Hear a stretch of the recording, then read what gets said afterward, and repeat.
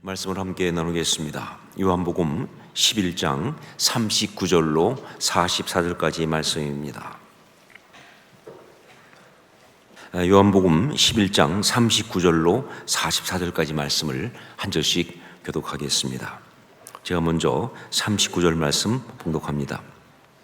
예수께서 이르시되 돌을 옮겨 놓으라 하시니 그 죽은 자의 누이 마르다가 이르되 주여 죽은 지가 나흘이 되었음에 벌써 냄새가 나나이다.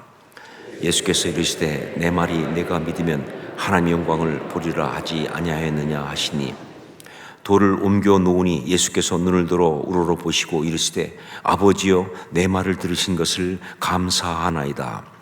항상 내 말을 들으시는 줄을 내가 알았나이다. 그러나 이 말씀을 하옵는 것은 둘러선 무리를 위함이니 곧 아버지께서 나를 보내신 것을 그들로 믿게 하려 함이니이다. 이 말씀을 하시고 큰 소리로 나사로야 나오라 부르시니 죽은 자가 수족을 배로 동인 채로 나오는데 그 얼굴은 수건에 쌓였더라. 예수께서 이르시되 풀어놓아 다니게 하라 하시니라. 아멘. 예수님은 지금 요단 동편에 계십니다. 왜 거기에 계시냐면요, 수전절이라고 하는 절기에 예루살렘에 가셨다가 그 성전에서 유대인들의 위협을 받았습니다. 그래서 거기서 떠나서 그래서 이제 요단 동편 그쪽으로 일종의 피해 와 있는 그런 상황입니다. 자, 그런데 그런 예수님께 유대로부터 아주 중요한 연락이 하나 왔어요. 그것은 베다니에 사는, 예루살렘 부근이죠, 베다니에 사는 주님이 사랑하시는 사람인 나사로가 병들어 죽게 되었다라고 하는 그런 소식이었어요. 그러니까 그 나사로의 누이인 마르다와 마리아가 주님께 좀 오셔서 그 나사로의 병을 고쳐달라고 아주 긴급하게 연락을 한 것입니다. 자, 그런데 이 연락을 받으신 주님이 좀 이상한 반응을 보이세요. 좀 이상하게 말씀하십니다. 그렇게 긴급하게 연락이 왔으면 빨리 가셔야 되는 거 아니에요? 그런데 주님은 이 병은 죽을 병이 아니다. 하나님의 영광을 위한 것이다 라고 하시면서 바로 안 가고 이틀을 더 유하셨습니다. 자, 그런데 그리고는 그 후에 우리 친구 나사로가 잠들었도다. 그러나 내가 깨우러 가노라 라고 말씀하시면서 이제 가자라고 하시는 거예요. 또 더 기가 막힌 게 뭐냐, 그때 잠들었다는 그 말은 무슨 뜻이냐, 죽었다 그런 뜻이라는 거예요. 이걸 주님이 직접 확인까지 해주셨거든요. 병들었다고 고쳐달라고 하실 때는 죽을 병이 아니다 라고 하시고는 그러면서 지체하시더니 이제는 잠들었다고, 즉 죽었다고 하면서 이제 가자라고 그렇게 말씀하시니 마침을 죽기를 기다린 사람처럼. 이거 어떻게 해석해야 되느냐 그 말이죠. 이거 어떻게 받아들여야 합니까? 정말 이해할 수 없는 행동, 이해할 수 없는 말씀을 주님이 하신 거예요. 자, 그런데 여러분, 제가 수도 없이 말씀드렸죠. 성경에서 이해할 수 없는 그런 게 나온다? 무슨 뜻이에요? 주님이 이해할 수 없는 그런 말씀이나 행동을 하셨다? 무슨 뜻이에요? 메시지입니다. 메시지. 정말 중요한 메시지를 주기 위해서 그렇게 파격적으로 하시는 거예요. 정말 여기서도 그렇습니다. 주님은요, 정말 중요한 메시지를 주시려고 언뜻 보면 정말 시험 들 만한 어떤 그런 이상한 행동과 말씀을 하신 것이다, 그런 이야기예요. 그렇다면 그 메시지가 뭐냐 도대체? 그것이 바로 이제 그곳에 가서 죽은 나사로의 누이 중에 하나인 마르다를 만났을 때 그때 주님이 그녀에게 주셨던 바로 그 말씀, 거기에 들어 있습니다. 자, 성경에 나온 이 마르다, 정말 미워할 수 없는 캐릭터입니다. 마르다는 정말 미워할 수 없는 캐릭터. 어떻게 보면 이렇게 말할 수 있어요. 여자 베드로다 라고 말할 수가 있어요. 그러니까 여자 베드로라고 말할 수 있는 그런 사람입니다. 정말 주님 사랑하고요, 정말 열심히 섬기는데, 그런데 주로 꽝이에요. 주로 꽝이에요. 신앙적인 열심히 있는 것 같은데 그런데 너무나 인간적이고요, 그리고 영적인 어떤 것이 없는 그런 사람입니다. 말은 굉장히 믿음을 고백을 확실하게 하는데 그런데 믿음은 거기에 못 따라가는 그런 사람, 딱 베드로예요. 성령 받기 전 베드로, 딱 그 모습입니다. 자, 그런데 이 캐릭터를 갖다가 우리가 미워할 수 없는 이유는요, 왜 그래요? 우리하고 너무 비슷하니까. 우리하고 너무 비슷하니까 그런 거예요. 오늘 말씀에도 그렇습니다. 예수님이 오셨다는 그 소식을 듣고 행동파 마르다는요, 지금 분위기가 오라비 나사로가 죽어서 막 정말 힘든 상황에 불구하고 그냥 달려나갑니다. 가서 예수님을 맞이하는 거예요. 보통 예의가 바른 게 아니에요. 아무리 마음이 힘들어도 내 할 도리는 한다, 그런 사람이죠, 그렇죠? 그래서 예수님을 다 모셔드리면서 인사로 이렇게 말합니다. 주께서 여기 계셨더라면 내 오라버니가 죽지 아니하였겠나이다. 그러나 나는 이제라도 주께서 무엇이든지 하나님께 구하시는 것을 하나님이 주실 줄을 아나이다. 진짜예요? 진짜 그렇게 생각하는 겁니까? 인사죠. 말은 굉장히 아주 믿음이 충만한 말 같은데 인사로 하는 거예요. 인사로. 아마 주님도 그게 좀 불편하셨던 것 같아요. 그래서 아주 그 얘기를 듣고 강력한 예언의 말씀을 하십니다. 내 오라비가 다시 살아나리라 라고. 내 오라비가 다시 살아나리라 라고. 자, 그런데 이런 주의 말씀을 듣고 바로 거기서 이 마르다의 신앙의 민낯이 그대로 드러나는 거예요. 뭐라고 말했냐면요, 마지막 날 부활 때에는 다시 살아날 줄을 내가 아나이다, 이렇게 말했거든요. 마지막 날 부활 때에는 다시 살아날 줄을 내가 아나이다. 무슨 뜻이에요? 지금은 아니고, 현실을 못 바꾸고, 난 믿긴 믿는데 사실은 못 믿는다, 그 말이죠. 하나님의 전능하심과 부활의 역사가 있음을 믿는다고 말하지만 지금 현실에서 그런 일은 없을 것이다 라는 그런 이야기예요.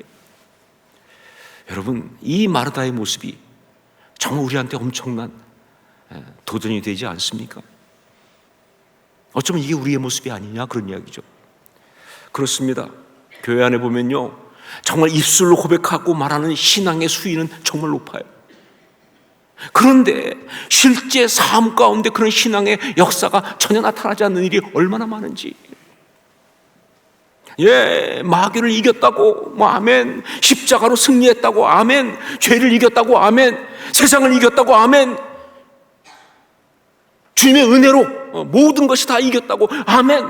그렇게 말은 하는데, 그런데 정작 실제 삶에서는 조그마한 죄도 못 이기고, 조그마한 어려움도 극복 못하고, 그냥 그야말로 신앙이 없는 사람과 똑같은 모습을 보이는 일이 얼마나 많은지. 세상 사람과 뭐가 달라요 도대체? 그게 얼마나 많은지. 어쩌면 이것이 우리의 모습이기 때문에 이게 도전이 되는 거예요. 바로 이런 마르다에게 우리 주님이 던지신 그야말로 일갈과 같은 메시지, 그것이 바로 부활신앙의 메시지였습니다. 25절로 26절 말씀을 함께 읽겠습니다. 25절로 26절 같이 읽습니다.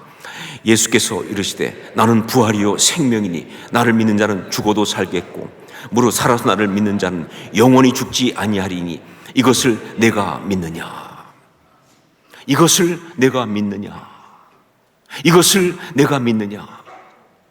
여러분, 이것은요, 사실 우리 주님이 지금 우리 하나하나를 보면서 물으시는 질문이에요. 이것을 내가 믿느냐. 자, 마르다가 믿었을까요? 어떻게 생각하십니까? 마르다가 믿었을까요? 아마 지금 우리하고 똑같았을 겁니다. 믿고 싶고 믿으려고 하지만 그러나 믿을 수가 없어요. 그거 아닙니까? 믿고 싶고 믿으려고 하지만 믿을 수가 없어요. 왜냐하면 죽었으니까. 죽음이라는 현실이라는 상황이라는 건 못 바꾸니까, 그만큼 견고하니까, 내 생각에는 그 한계에 내가 잡혀 있으니까 말이죠. 그 어떤 상황에 내가 잡혀 있으니까, 그 절망에 잡혀 있으니까, 그러니까 안 되거든요.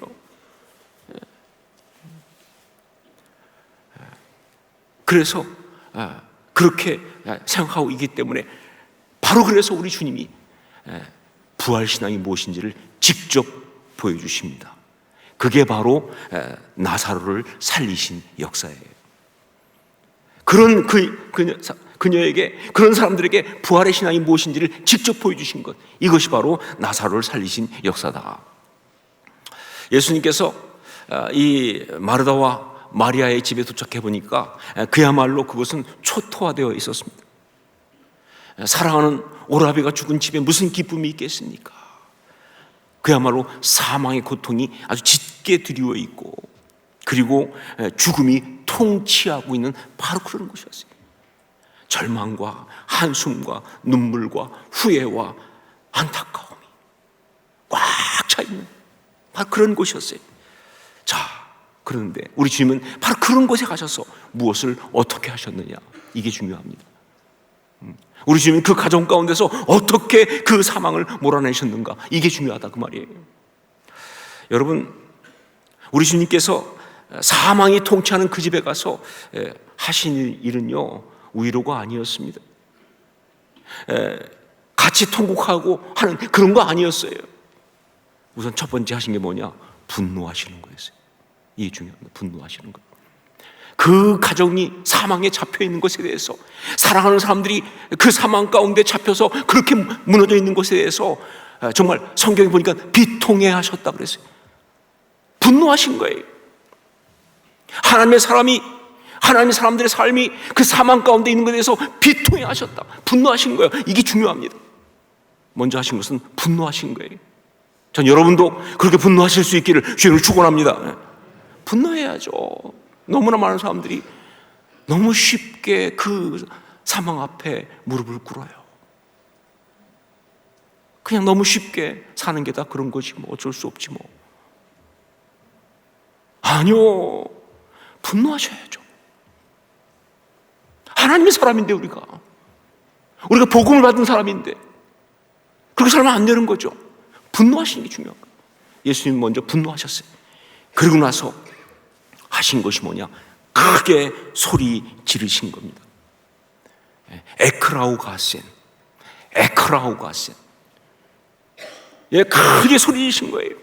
그 집을 덮고 있는 사망의 세력이 요동하도록 말이죠. 그 사망에 잡혀있는 모든 영혼들이 깜짝 놀라 깨어나도록 말이죠. 크게 소리를 지르신 거예요. 그러면서 무덤을 향하여 나사로야 나오라 라고 외치신 거예요. 이 에크라우가센이, 이것이 바로 부활신앙입니다. 이것이 사망을 몰아내는 부활신앙인 거예요. 제가 미국에서 목회할 때 한 번은 아주 안타까운 그런 사고가 있었습니다. 그때 저희 교회에 나오시는 젊은 집사님 부부가 있었는데, 그 집 수영장에 그 여자 집사님의 오빠의 어린아이가 빠져 죽었어요. 그 아이의 부모는요, 이혼을 했습니다. 그래서 그 아이는 아빠가 키우고 있었어요. 근데 그때 그 아빠는 일 때문에 한국에 잠깐 나갔고, 그래서 그 할머니가, 그 여자 집사님의 어머니죠, 할머니가 이제 그 아이를 돌보고 있었는데, 그 집에 와 있다가 그냥 깜짝할 사이에, 사실은 뭐 사고는 예측할 수가 없잖아요. 그냥 순식간에 그런 일이 벌어진 거예요. 그러니까 정말 힘든 거죠. 제가 그래서 그 집에 신방을 갔는데, 가보니까 그야말로 사망이 꽉 차 있더라고요. 장로님이시고 권사님이신 그 할아버지와 할머니는요, 그냥 어떻게 이러고 계시고, 그 집주인인 집사님 부부와 또 함께 있는 다른 형제들은요, 정말 한숨만 푹 쉬면서 괴로워하고 있는 거예요. 아마 정말 힘든 것은 그거겠죠. 무엇보다 한국에 있는 그 아빠가 이제 오고 있는데 그 얼굴 어떻게 보냐, 그 말이에요. 얼마나 힘든 삶을 사는지 아는데 이런 일까지 어떻게 하면 좋냐, 이런 마음 때문에 막 어떻게 감당을 못하고 있는 거예요. 그런데 이제 딱 들어가는 순간 성령께서 제 마음에 그야말로 통분하는 마음을 주셨어요. 가보니까 말이죠, 그냥 컴컴한 거실에 커튼도 못 열고 불도 못 켜고 앉아서 한숨만 푹푹 쉬고 있는 이걸 보는 순간 제 마음속에 성령께서 거룩한 분노를 주셨어요. 제가 예배를 시작하면서 얘기했어요. 커튼을 걷으세요. 불을 켜십시오. 그리고 우리 힘있게 찬양합시다. 우리 통성으로 기도하십시다. 주님 앞에 예배 드리십시다. 이 상황을 몰아내십시다. 이렇게 주저앉아 있으면 안 됩니다. 우리가 정말 성령께서 역사하시니까 모두가 그 말에 순종하면서 커튼 벗고 불 켜고 찬송을 시작했어요. 눈물 펑펑 흘려가면서 기도하고 찬송하고 예배드리고 그렇게 사망을 몰아냈어요. 그러면서 그곳에 있는 사람들이 그 사망에서 벗어나서 힘있게 다시 설 수가 있었습니다. 여러분, 신앙은 선포하는 것이 신앙입니다. 신앙은 선포하는 것입니다. 영적인 역사는요, 바로 이 신앙을 선포할 때 그때 일어나는 거예요. 여러분 보세요. 여리고성이 언제 무너졌습니까? 뱅뱅 돌 때 무너진 거 아니에요. 마지막에 소리 지를 때 무너진 거예요.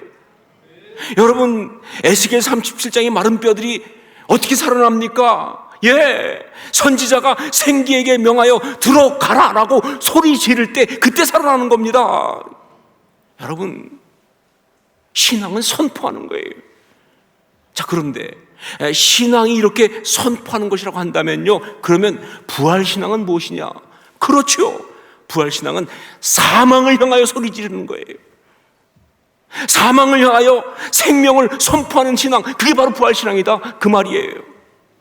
바로 그 신앙을 보여주시려고 우리 주님이 무덤을 향해서 나사로야 나오라 라고 소리를 지르신 거예요.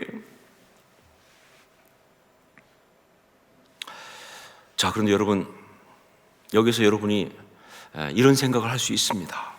이런 상황 속에서 이런 선포를 하려는 순간에 이런 생각이 들어올 수가 있어요. 나사로야 나오라 라고 소리를 질렀는데 안 나오면 어떡하냐. 아니, 우리 솔직히 실존적으로 얘기합시다. 그 생각 안 하세요? 하죠, 당연히. 소리는 질렀는데 안 나오면 어떡하지? 여리고가 무너지라고 소리를 질렀는데 여리고는 무너지지 않고 적군이 우리의 위치만 알아가지고 우리가 공격받으면 어떡하지? 여러분, 그런 거 걱정하는 것은 신앙이 아닙니다. 그런 것을 두려워하는 것은 선포가 아닙니다. 선포는요, 성령께서 감동 주시면 그냥 하는 거예요. 성령께서 감동 주시면 그냥 하는 것입니다. 이게 믿음이에요. 이게 신앙이에요. 비록 사망이라 할지라도, 죽은 지가 이미 나흘이나 돼서 냄새가 나는 그런 상황이라 할지라도 성령이 감동 주시면요, 그 사망에 분노하면서 생명을 선포하는 것, 이게 바로 부활신앙이다, 그 말입니다. 그럼 그 결과가 어떻게 될까요? 말씀드렸죠. 걱정하지 말라고. 그건 우리 영역이 아니에요. 하나님께서 하실 줄로 믿습니다. 깊은 절망, 우울증이라 할지라도 하나님이 몰아내실 줄로 믿습니다. 헤어나지 못한 죄책감이라 할지라도 하나님이 그 모든 것을 몰아내실 줄로 믿습니다. 나사로처럼 꽁꽁 묶여있는 것들도 다 풀어지게 하시고, 그리고 정말 설명할 수 없는 그런 자유와 평강을 주실 줄로 믿습니다. 필요하면 죽은 나사로라도 살리시는 거니까요. 그래요. 나사로를 살리신 것은요, 하나의 케이스에 불과합니다. 우리가 사망을 향하여 생명을 선포할 때 일어나는 하나의 이야기다, 그 말이에요. 저는 분명히 믿습니다. 필요하면 지금도 일어날 수 있는 이야기다. 얼마든지 일어날 수 있는 이야기다.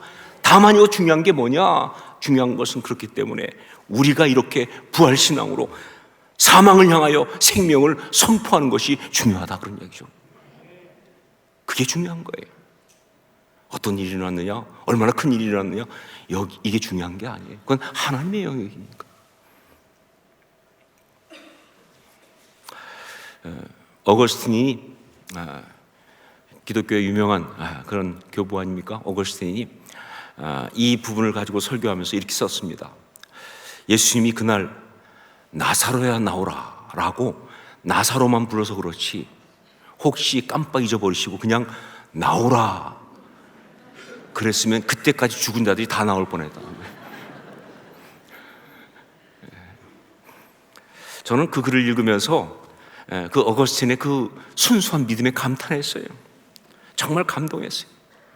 뭘 말하는 것입니까? 그렇죠. 사망은요, 우리 주님 앞에서는 맥을 출 수 없다고 얘기합니까?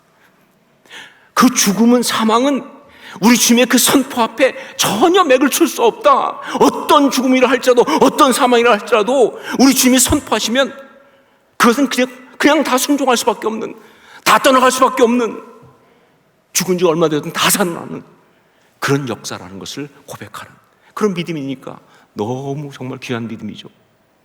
자, 그런데 그러다가 제가 깨달은 것이 있습니다.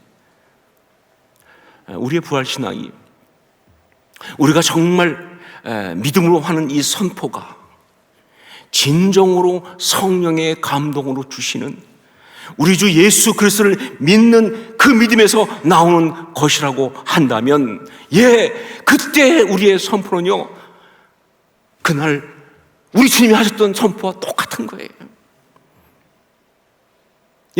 그때 우리의 이 부활신앙의 선포는요, 우리의 의지가 아니에요. 우리의 힘이 아니에요. 바로 우리 주님의 능력인 줄로 믿습니다. 그게 깨달아집니다. 그러면 똑같은 일이 일어나죠. 똑같은 일이 일어나죠. 그러니까 우리가 참된 부활신앙을 가지고 생명을 선포하면요, 그 사망이 어떤 것이든지 그 사망은 떠나가고 생명의 역사가 우리 가운데 반드시 일어날 줄로 믿습니다. 이 믿음이 중요한 거죠.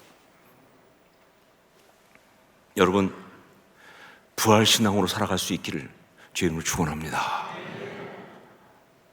어떠한 상황에 있든지, 어떠한 사망과 맞닥뜨리든지 그 순간에 생명을 선포하는 부활신앙으로 승리하며 살아갈 수 있기를 주의 이름으로 축원합니다.